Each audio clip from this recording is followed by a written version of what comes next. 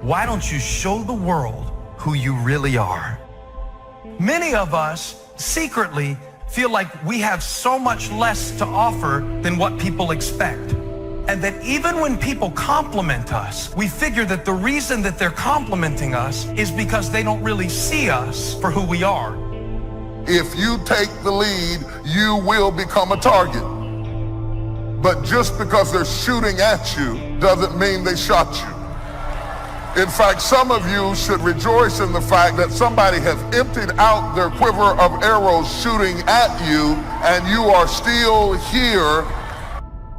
Most of y'all have visions and ideas that are sent to you, and you're trying to explain it to other people, and because they were never sent the vision, most of y'all say, well, maybe it's not meant to be.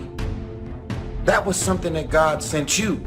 That was your vision, your idea. It's not his or not hers. So what ends up happening is your family, your friends, they end up talking you out of your individual experience that you have with God. I think that among the things that prevent us from acting is the fear of failure. And if you've already failed, you don't want to fail again, the pain of that. The fear of loss is another thing, because many times when we do those things that we know we need to do, we feel that we might lose somebody. Many of us don't act because we want other people's approval, and that's not possible. Many of us don't do the things that we want to do and don't act because of lack of self-confidence. We don't believe enough in ourselves. Watch out for we's, because people will control you with a we, and you will miss your opportunity trying to be loyal to the we, and all of a sudden, in order to fit in your sociological environment, you passed up the promotion, you passed up the position that you wanted to take because you want the people you're sitting beside to like you and accept you.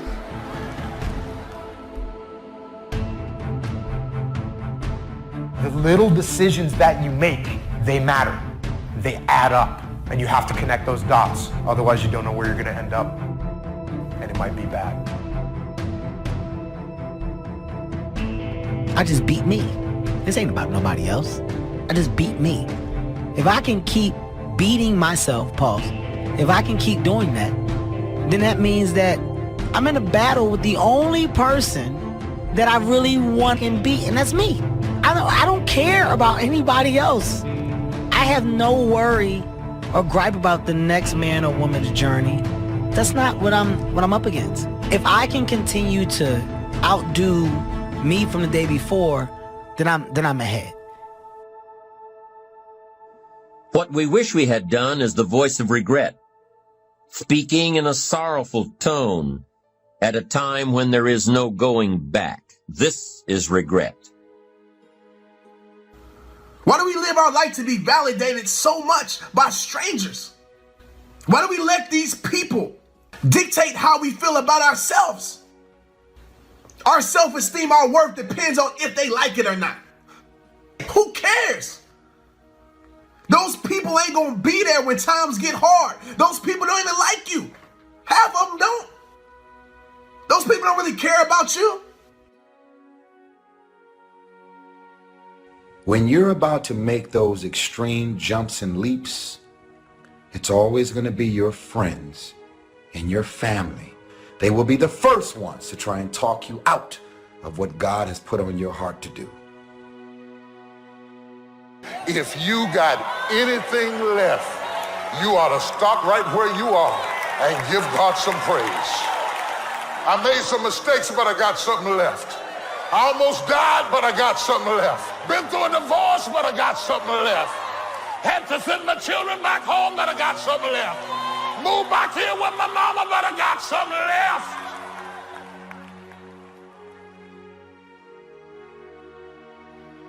I don't know what kind of odds are against you today, physically, financially. I don't know what kind of storm has come or trying to come into your life. If you wait too long to decide what you're going to do with your life, you'll find out that you've already done it. You have to learn to start where you are. Big doors swing on little hinges.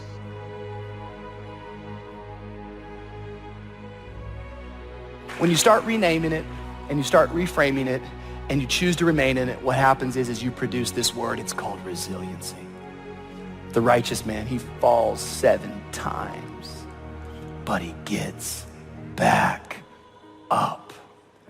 I'm choosing today to get back up, to remain in the grind. We all have these tough moments in life. And see, they can make you or they can break you. Come on now, come on, bring it, come on now. I had to replace fearfulness with being fearless and take the initiative to do something else with my life. Greatness is not inherited. It's not the result of birth, in other words. You can be born high and live low. Or you can be born low, but you can still live high. Your greatness is not determined by your pedigree or the family that you are born into. Your parents can be great and you can be a dummy. The key to your future is the successful management of time and change. You can't stop time, so all you can do with them is manage them. And you become what you are based on how you manage both of them. All the rearview mirror does is allows you to see what you've passed and to prevent what you've passed from coming up on you again. The windshield is your future. It's where you're going. It's where you're headed. I hope you all picked up this today. And think about that, how that affects your life. Don't dilute the vision and don't pollute it with how you want it. Don't weaken it by diluting it. Don't pollute it by adding to it. Some of the people you're trying to straighten out, they're not going to ever be straightened out. They're chickens when you're supposed to be sailing with the eagles. And that chicken with all that gawking and flapping ain't going to never fly. And you're just chasing behind something that's not going to ever jump over 4 feet in the air. You could have been soaring with eagles and you're fooling with them chickens. They're chickens. Feed them and keep on walking. Enlightened self-interest needs to be educated. I will learn that life is not just the passing of time. I will learn that life is the collection of experiences, highs and lows, laughter and tears. You must decide to act. You must have the discipline to act. One discipline affects another discipline. Everything affects everything else. Nothing stands alone. Every time you learn something new, you push something old out of your brain. See, a lot of people don't want to learn now, and that's okay. That's none of your business, none of my business. But if you're one of those like me, hungry, people that are hungry are willing to learn. You're keeping your mind active because you're engaged in this thing called life. You still have a presence. You're a force to be reckoned with. You have greatness in you. Yes, I'm going for it. There are more lives for me to touch, more lives for me to transform. If you only knew all the things God has refused to let happen to you. You may have had some bad breaks, but just the fact that you're still here is a sign God's favor is on your life. There may be obstacles trying to stop you now. You don't understand it. It's because there's greatness in you. The enemy doesn't come against people that don't have anything. If you weren't a threat, he'd leave you alone.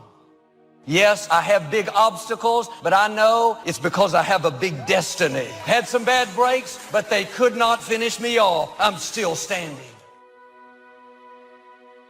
Many times when God starts training you, he trains you with trouble, exposing you to various degrees of frustrating situations and then critiquing your response so that you can learn how you should have handled this particular situation. Step back and ask yourself the question, what do I do that's absolutely amazing? What do I do that's effortless to me? And what makes me feel confident? Figure that out. Whatever that may be, hold on to that and focus in on that and anchor into it. So when you do go into this new skill, realize it's a process, just like the other skills you've learned on your journey. The more you practice something, the better you get at it. Now do your part. Stay in faith. Don't go around complaining about what didn't work out, what you didn't get. God will make up for what was unfair. He will pay you back for the wrongs that were done. He's a God of justice. We all get the same amount in a day. Every day is 24 hours. And some people are very, very fruitful and effective, and some people just waste their time day after day after day. And that's a choice that we make. But there's one thing about time. Once it goes by, you never get it back. So how tragic it is to waste any day of your life. I think we need to live every day like it was our very last one, and live it to the absolute fullest that we can live it. Commit yourself to learning. Feed your mind. Sharpen your interest in two major subjects, life and people. Learn more on how to get the most from life. Learn all that you can so that you can become all that you can become. Learning is the beginning of a life worth living. Learning is the beginning of happiness. Learning is the beginning of spirituality and faith. Learning and searching is where the process of creating your own personal miracle begins.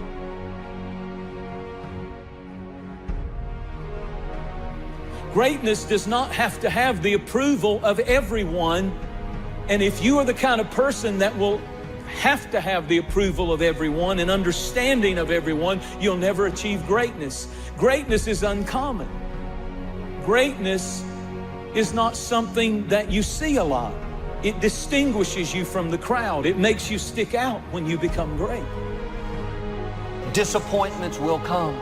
Betrayals, things that are not fair will come. How you deal with these offenses will determine whether you move forward or whether you get stuck, bitter over what didn't work out. We find ourselves announcing our standards to our relatives, our friends, our associates. We shout our beliefs and condemn those who believe any differently, but then we don't walk the talk. Do as I say, not as I do. This is inconsistent. This leads to a loss of credibility among those who watch us. If you have a support system in place, that's beautiful. I don't understand what you're talking about. I don't really see what you see, but I'm in full support of you. Go make it happen. But in most cases, if you open up your mouth trying to explain to people what you're supposed to do, when you're supposed to do it, they will be the first people to try and talk you out. Find somebody close enough to you that has observed you or been around you that you value their opinion, and ask them, how do they see you? And then compare what you have with what they say. See, there are things many times that people can see in us that we can't see because it's a blind spot. If you're always seeking a certain status to validate who you are, you're never going to have peace. You can't climb up to find yourself. You have to find yourself so you can climb up. So you can be who you are before anybody knows who you are. Our dreams, the lack of sacrifice, the lack of suffering in our lives, its removal, its non-existence also equates to a non-existence of a great life. And so embrace the fact that you're going to have to sacrifice and suffer to some extent. Once you've embraced that it's going to happen, it's almost not that bad. It's kind of like those of you that are fit. You've sort of accepted that before you go to the gym and get there, you're going to have to suffer. And we go anyway. It becomes a habit. It takes discipline to change a habit, because habits are formed a little bit each day, every day. Once habits are formed, they act like a giant cable that only long-term disciplined activity can change. It takes the consistent application of a new discipline, a more desirable one, to overcome one which is less desirable. We must unweave every strand of the cable of habits slowly and methodically. If it does not measure up to my expectations, I'm not going to invest my time. I don't have the luxury to waste time. I'm expecting some great things from life. So examine your expectations versus your wishes. Some people wish they could do better, but some people expect to do better. Where are you on that?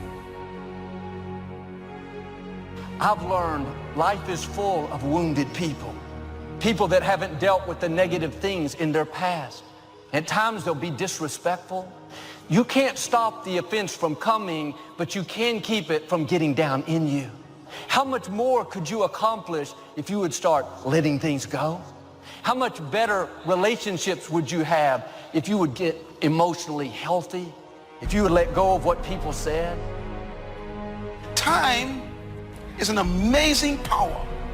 Every day, week, month, or year is a gift given to us by God to complete a task. The human mind isn't used merely because we take it for granted. Familiarity breeds contempt. It can do any kind of job we assign to it, but generally speaking, we use it for little jobs instead of big important ones. Decide now, what is it you want? Plant your goal in your mind. It's the most important decision you ever make in your entire life. Oh, when you give as much time and energy to your dream, to this new vision of yourself, I'll give you all your eyes can see.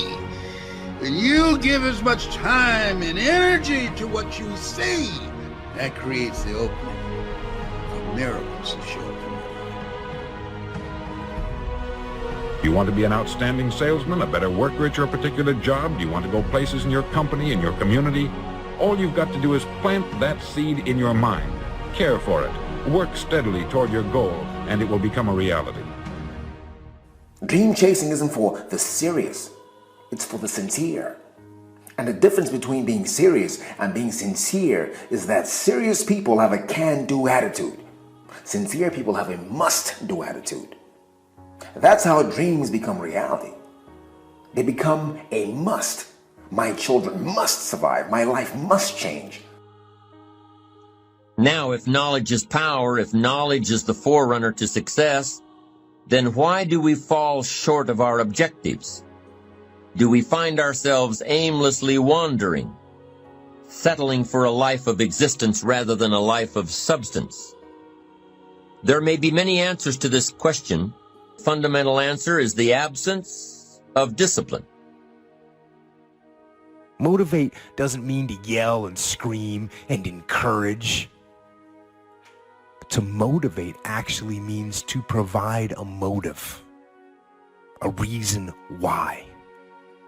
Picture yourself in your mind's eye as having already achieved this goal. See yourself doing the things you will be doing when you've reached your goal.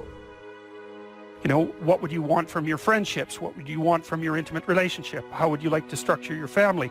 Well, how are you going to use your time outside of your job? And how are you going to regulate your mental and physical health, and maybe also your drug and alcohol use? Typically, discouragement strikes at the midpoint of a project. Halfway up the mountain, you go, I still got to get to the top, and then I got to get all the way back. We get discouraged when something takes longer than I expected.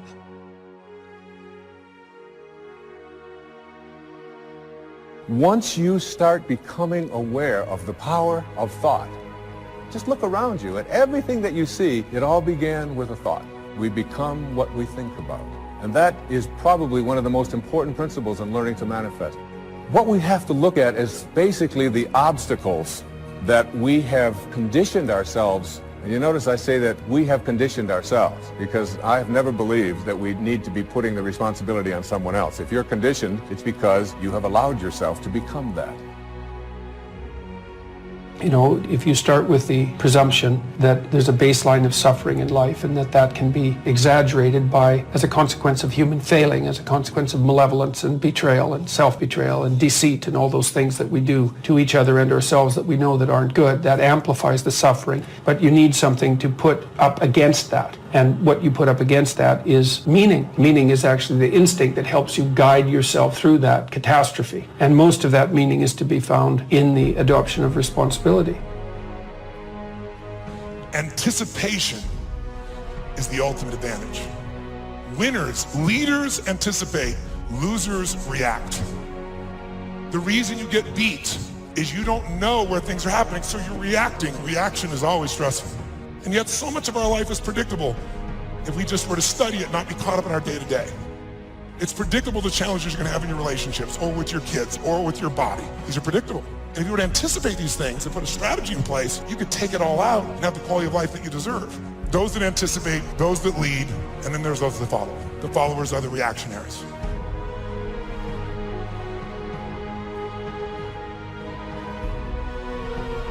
Things that look like they're going to overwhelm you, remember this phrase: you are stronger than you think. God knew it was coming. He's already put things on the inside that you can't see right now, but at the appointed time, you're going to push back the dirt. You're going to come out of what's holding you back. Not like you were, but you're going to bloom. Don't be fooled by the dirt. The dirt is getting you ready to flourish.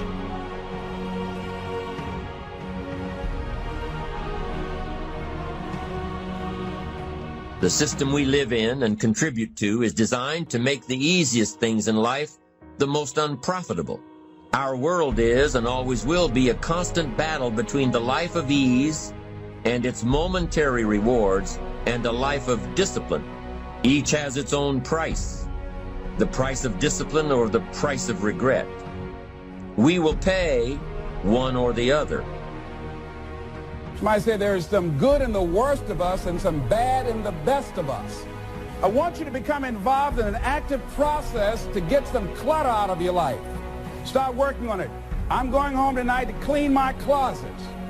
Let's go home. Let that be our task this week.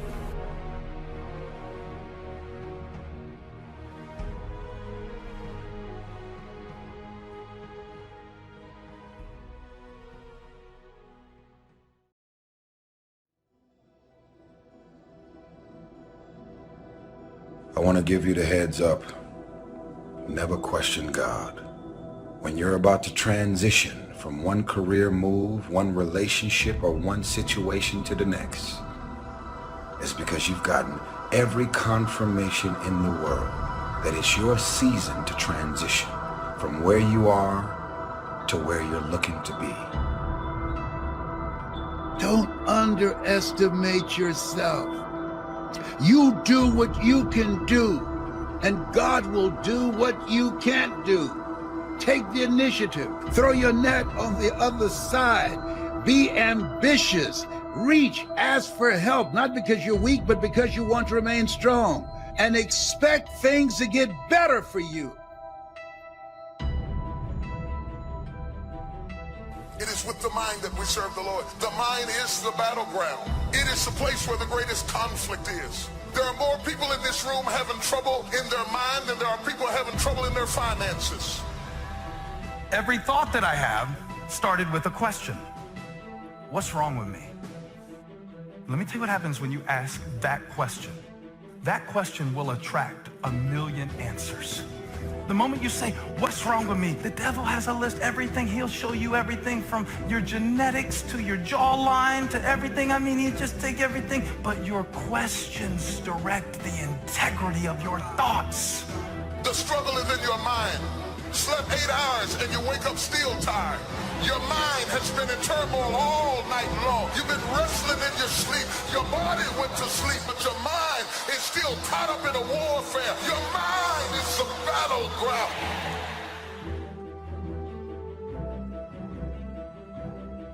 Just because people let you down, don't give up on God, who never will. Just because you lost a job, don't stop trusting that God is my provider. When someone closes a door in your face, God allows them to close the door in your face. All God wants you to do is walk up the hall. Because I can promise you, he got a better door that he wants you to go through than the one that got shut in your face. That's a fact. The door is closed for a reason. Because God just wants you to walk up the hall because he got another door. And when you open it and get behind it, you ain't gonna believe what's back there. But you will never get to it if you stand in front of that door crying. God is the creator of all doors. I'm gonna just go see what else he got for me. You think things are gonna just go your way? Well, they're not gonna just go your way. You gotta make them go your way. You think things are gonna just happen for you? Well, they're not just gonna happen for you. You gotta make them happen.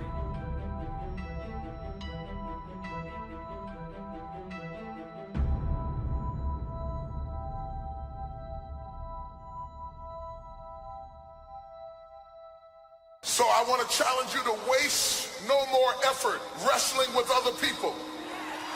Your destiny, your future is not predicated on the decision of someone else.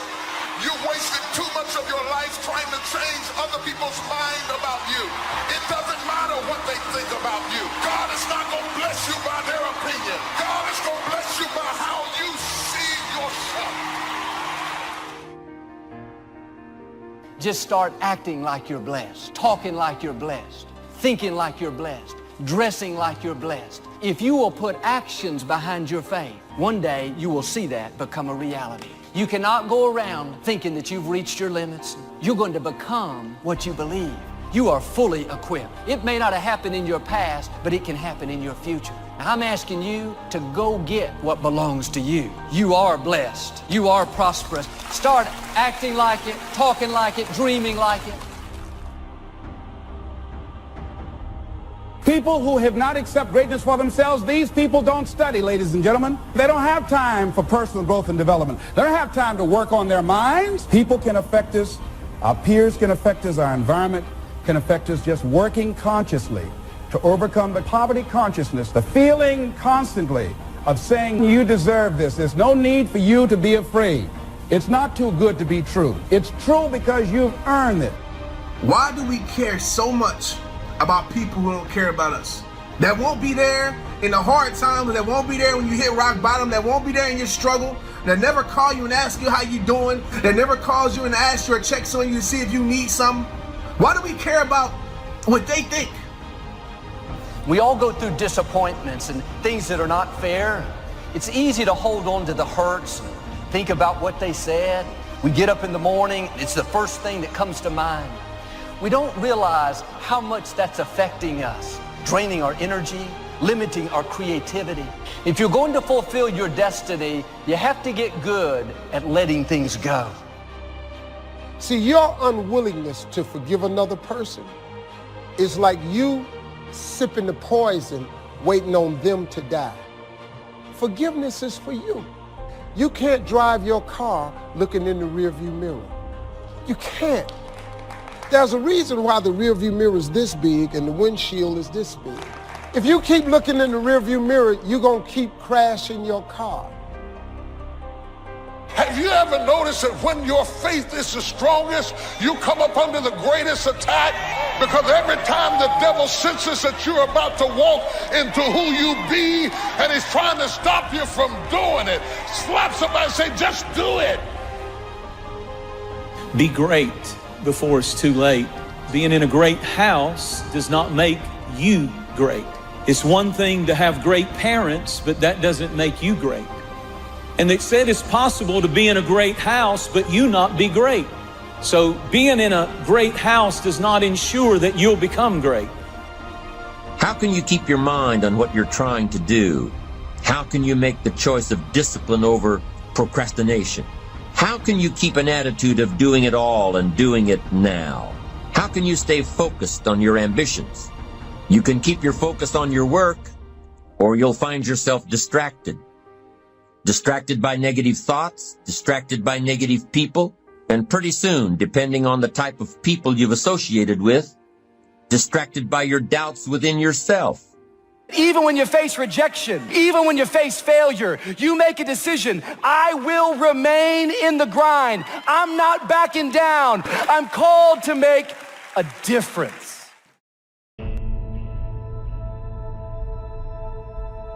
Greatness is not immediate. This is so important. In other words, greatness takes time to develop. Greatness is not immediate. You got to stay with it. You got to stay at it. You got to keep working on it. We give up too quickly. You map out, you think, you strategize, you change up your team, ready for the opportunity to present itself. Most of y'all are impatient. If it doesn't happen as fast as you want it to happen, you say maybe it wasn't meant to be. God will never give you something somebody else is supposed to have.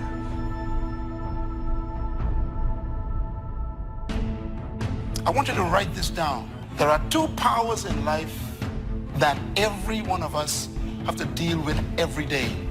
that you can never control or stop is time and change. You cannot control time. You cannot control change. What's at the core of achieving the good life? The major key to the good life. It is not in mastering the attributes of leadership. Every day in 1,000 different ways, we are trying to improve ourselves by learning how to do things. We spend a lifetime gathering knowledge in classrooms and in experiences. Self-approval. That's a very challenging area. Ladies and gentlemen, that's where most people get stuck. That's a stage that a lot of people get there and they never move out of that area. Why? Many things can contribute to our not approving our dreams, our not feeling good enough. A lot of things can contribute to that.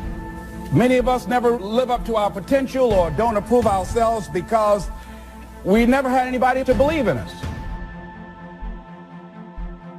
And because your doing doesn't come from the deeper place of being, it hasn't worked for you. If you're trying to find out who you are by doing things, you will never find out who you are by doing. You have to start with being, because the difference between the two determines the direction of your destiny.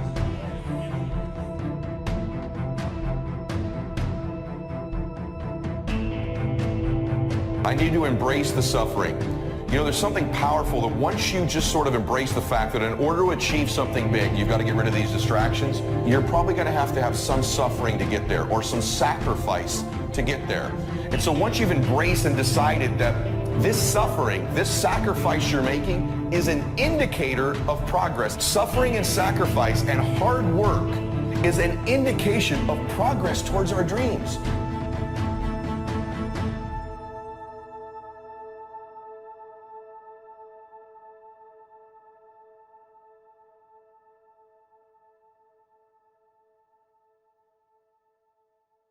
So easy. So easy to put things off. So easy to say, you're going to do it tomorrow. Well, I want you to reprogram your brain and tell yourself that tomorrow is not a viable option. You do it today. You get it done today. That's what you do. The journey is just the pieces that you have to go through. And you get to choose to enjoy those pieces, to have fun during those pieces. Because you know you're going to come out the other end being the person you wanted to be. And you're going to see it before everybody else does. That I can guarantee you. When we go around dwelling on these negative, defeated thoughts, we are sending poison down through our system. We are telling our command center, the mind, this incredible tool God's given us to release defeat, failure, mediocrity. I wish for you that you might develop a growing awareness of the world around you and your possibilities in it. Develop a sense of history and destiny, and be grateful for the opportunity that you have to participate in that grand endeavor. Start the daily action of first cleaning up all your current situations. Remember, little achievement leads to confidence that conquers guilt. Then buy up every challenge to reach your goal. You can now handle it. The winter, the spring, the harvest, the inspiration from it all, and the immediate and future progress that will someday give you a view from the top of your goals, your adventure, and your achievement. When you get up in the morning, no matter how you feel, you need to say, I am strong, healthy, energetic. I have discipline and self-control. I look good, I feel good, I think good, I smell good. Some of you, if you would do that, your mind would go tilt, tilt, tilt. It would think, what in the world are they saying? It would send an alert all through your system saying, hang on guys, we're changing directions. Don't send out any more defeat. This is a new day. Send out health, send out healing, send out strength, vitality, victory. You've got to get your command center sending out the right instructions. The people that are going to be successful are willing to do the things today others won't do in order to have the things tomorrow others won't have. What is it that most people won't do? Here's what they won't do. Learn something new. They're comfortable with what they're doing now. Learn something new. You need to learn how to control your own destiny, be your own boss. That's what time it is. Most of the time, your challenge is you're not solving it quickly enough. You're not getting totally certain. Certainty is so huge. Flood yourself with certainty. And then most people don't understand. You can obliterate most problems with just massive action. I see people hem and haw and make excuses all the time when challenges arise, and it would have just been solved if you'd have decided, you'd have been totally certain, and you'd obliterate that problem with some massive action. How great to have a mind to expand and a soul to nourish, to have hands that can feel, a heart that can experience, a soul that can soar, a mind that can inquire and learn, a body that can respond, to know love, sadness, hope, disappointment, accomplishment, failure, thrills, appreciation, wonder, frustration, confidence, courage, impatience, contentment, expectation, fulfillment, beauty, and harmony. To have all this happen to one is one thing. To know it is all happening is much more. What stress really is when a problem comes up is the fear of loss. And what you do is you begin to give this a disempowering meaning, and you begin to feel like you're going to lose something. Which is why having a process means so much to me, because when I know I have a process to solve a problem, I'm so much less fearful of the loss or the stress that it's going to cause me. When you begin to get these feelings, it's where your focus is going that's causing this stress level to rise in you. And my hallucination for many of you is that when a problem arises, you begin to focus on the problem more than the solution. You begin to magnify your stress level, make a disempowering meaning, which is this fear you're going to lose something. If you're still wounded over a position you lost, you'll go to that new company defensive, not friendly. You're treating them based on what you've been through, but they had nothing to do with it. It's much more freeing when you learn to let things go. God will be your vindicator. He'll take care of who did you wrong. It's not your job to pay people back. They hurt you once, don't let them continue to hurt you by holding on to it. It's easy to say, I have a dream. That's easy. You can say that when the enthusiasm is there. You can say that when you have enough money in the bank. But I'm telling you, it's hard to say, I still have a dream. I still have a dream. Can't you say that after your friends turn on you, and after the people that you're doing it for stop believing in you?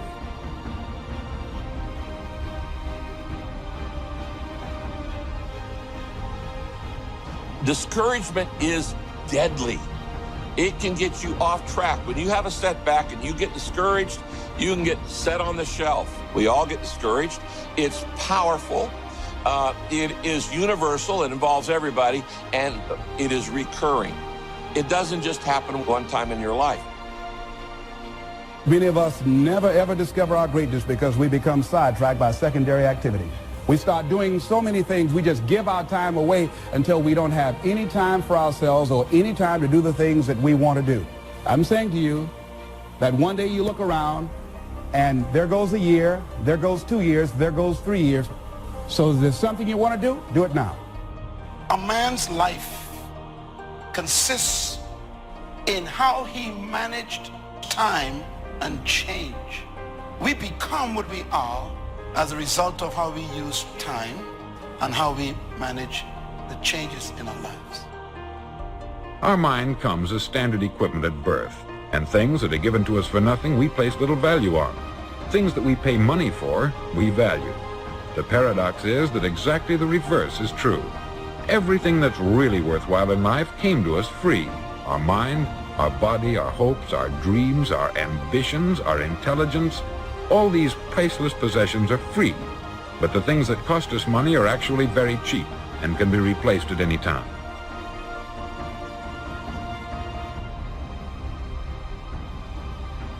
Use your power to create a new beginning for yourself. Find something that you love I didn't come here to work for someone else. I came here to live my calling. A job is what you get paid for. A calling is what you're made for. I invested in myself. I couldn't afford to do it, but I couldn't afford not to do it. All disciplines carry through to affect all parts of our lives. If we're disciplined in just one area and lazy in another, guess what? The bad habits in one area of our life will eventually destroy our self-discipline in the areas we've been working on. Discipline is a set of standards which we've selected as a personal code of conduct. Discipline is the mind being trained to control our lives. Discipline is imposing on ourselves the requirements for honoring these standards. The most fatal deterrent to self-confidence is guilt. Not doing all you know how to do to the full extent of your present ability weakens the foundation for confidence. The biggest part of worry comes from the lack of this personal confidence. And lack of confidence comes from two major things. First, no goals or plans. And second, no daily discipline to achieve. So listen to the voices of creative experience. Let nature, experience, wisdom speak to you and teach you. Remember, both opportunity and challenge await action.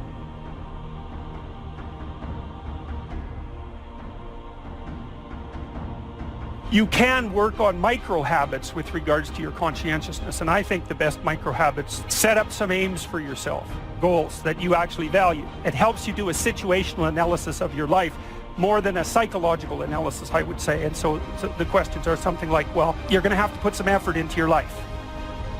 We become what we think about. Conversely, the man who has no goal, who doesn't know where he's going, and whose thoughts must therefore be thoughts of confusion and anxiety and fear and worry, becomes what he thinks about. And if he thinks about nothing, he becomes nothing. Motivation it's kind of a strange word. We think it means that we're fired up to do something and passionate to make something happen. Because you just can't turn on passion. You can't just turn on the desire to execute a task. Be certain of one thing. Every exaggeration of the truth, once detected by others, destroys our credibility and makes all that we say and do suspect. The tendency to exaggerate, distort, or even withhold the truth is an inherent part of all of us. It starts when we're kids, and then it continues when we're adults, exaggerating our net worth to impress old friends, exaggerating how close we are to closing a deal to impress the boss. If you make it to the end of this video, I want you to write, I am determined to reach my goals. I am determined to reach my goals.